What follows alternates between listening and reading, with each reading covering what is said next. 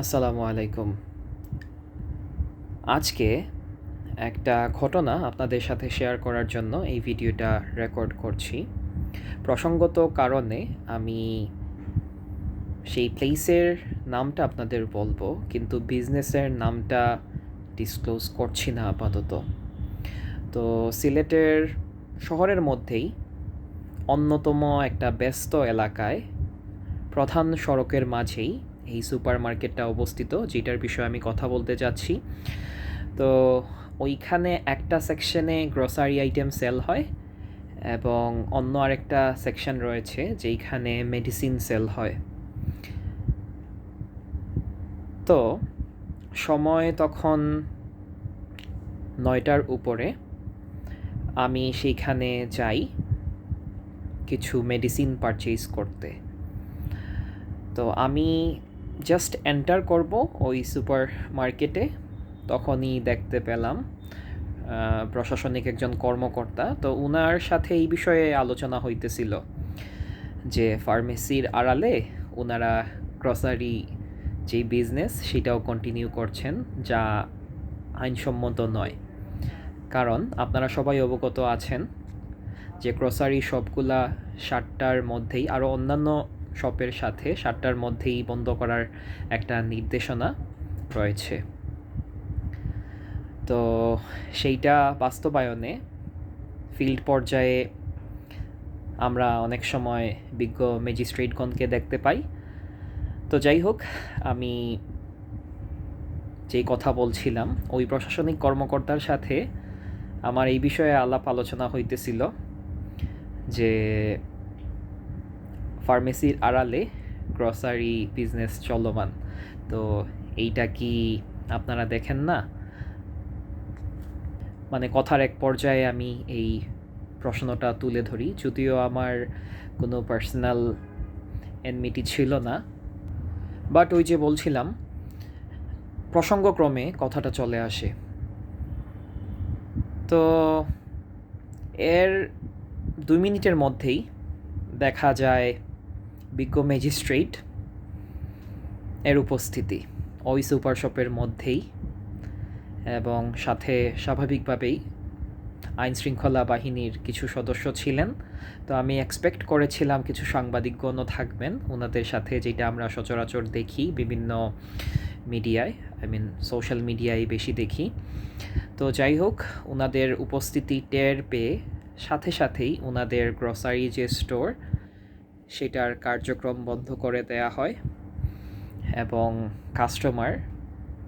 একজন কাস্টমার ছিলেন যিনি কিছু গ্রসারি আইটেম পারচেজ করেছিলেন গ্রসারি সেকশন থেকে। তো ওনার হাত থেকে কাইন্ড অফ কেড়ে নেওয়া হয় ওই প্রোডাক্টগুলো এবং লুকানো হয়। আমি জাস্ট দেখছিলাম এবং ভাবছিলাম এটা কি কোনো কোইন্সিডেন্স, নাকি আমি যেই প্রশাসনিক কর্মকর্তার সাথে কথা বলছিলাম উনি বের হয়ে ম্যাজিস্ট্রেট এর উপস্থিতিতে, ওনার উপস্থিতি দেখে ওনার সাথে বিষয়টি শেয়ার করার কারণেই কি এটা হলো, নাকি এটা কোইন্সিডেন্স ছিল। তো মূল বিষয়টা এইটাই যে আমি আসলে বুঝতেছি না এটা একটা কোইন্সিডেন্স না কি হিসেবে ধরে নিব। তো যাই হোক, আরেকটা মেসেজ আপনাদের থ্রুতে বা এই ভিডিওর থ্রুতে আমি শেয়ার করতে চাই। সেটা হচ্ছে, আমার ক্ষুদ্র জ্ঞানে আমি মনে করি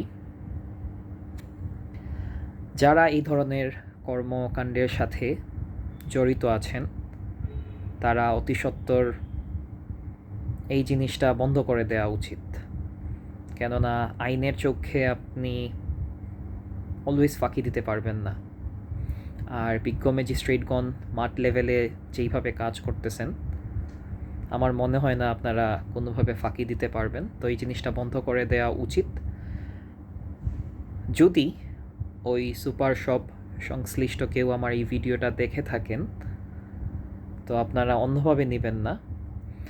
দেশের যেহেতু একটা আইন করা হয়েছে, এইটা যদিও 2-1 দিনের মধ্যে ঈদ উপলক্ষে, ঈদুল আজহা উপলক্ষে 10টা পর্যন্ত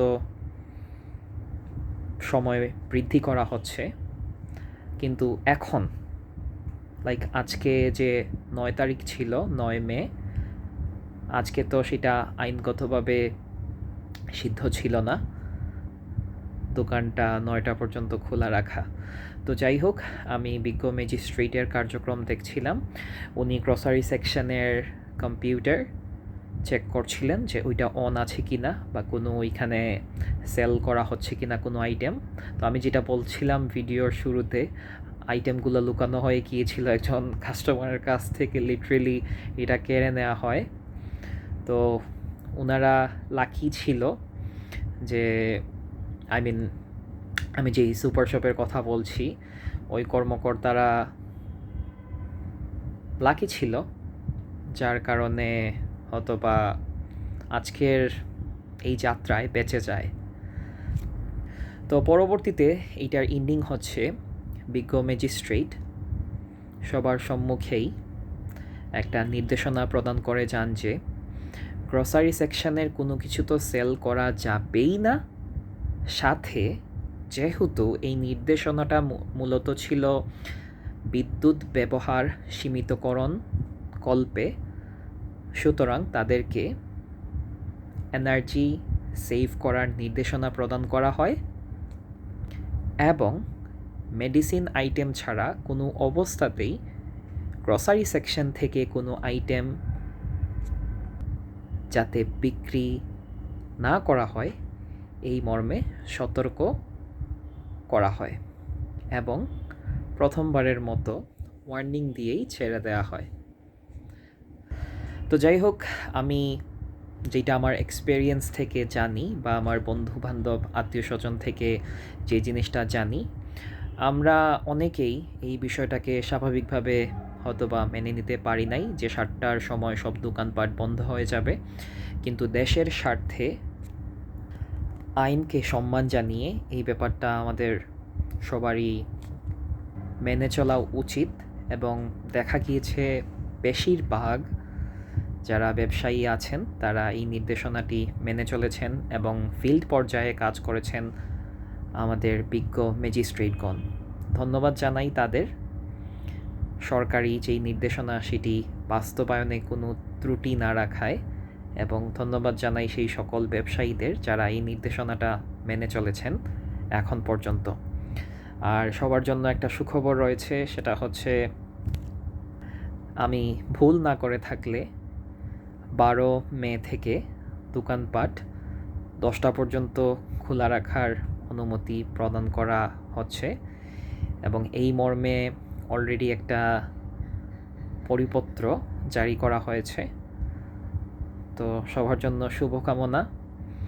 আর ঈদুল আজহা 2026 উপলক্ষে এই যে সময় উপযোগী যে নির্দেশনাটা এসেছে, সেইটার জন্য আমি যেমন খুশি, আমি মনে করি আপনারা অনেকেই আছেন যারা এই খবরটা জেনে খুশি হবেন।